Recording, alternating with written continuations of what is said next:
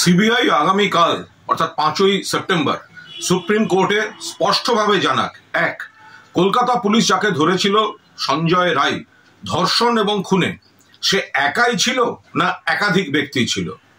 Point number 2, এই ঘটনা ধর্ষণ এবং খুন এটা একটা বিচ্ছিন্ন পৈশাচিক নারকীয় কুৎসিত ঘটনা, নাকি কোনো চক্র অন্য কোনো কারণে এই ঘটনাটা ঘটিয়েছে।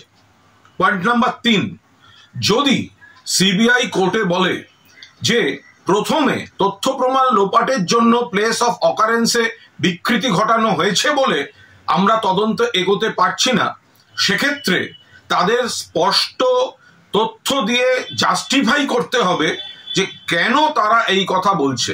এবং 4, যদি তারা এটা জাস্টিফাই করতে পারে যে প্লেস অফ অকারেন্সে প্রাথমিক বিকৃতির জন্য তাদের তদন্ত এগোতে পারছে না, তাহলে সেই প্লেস অফ অকারেন্স কাদের কাদের দায়িত্বে ছিল তাদের বিরুদ্ধে সিবিআই ব্যবস্থা কেন নেয়নি এবং কি ব্যবস্থা নিতে চলেছে এটাও খুব স্পষ্টভাবে জানাতে হবে। জাস্টিস ডিলেড মানে জাস্টিস ডিনাইড। করাপশন চার্জে সন্দীপ প্লাস 3 জন অ্যারেস্ট হয়েছে, অভিযোগ থাকলে উচ্ছন্নে যাক, কিন্তু মূল যে ঘটনা এই নির্যাতিতার ধর্ষণ এবং খুন, সেই মামলার দ্রুত ফয়সালা সিবিআই কে করতে হবে এবং আগামীকাল কোর্টে মূলত এই 4টে পয়েন্ট নিশ্চিতভাবে তাদের ক্লিয়ার করতে হবে।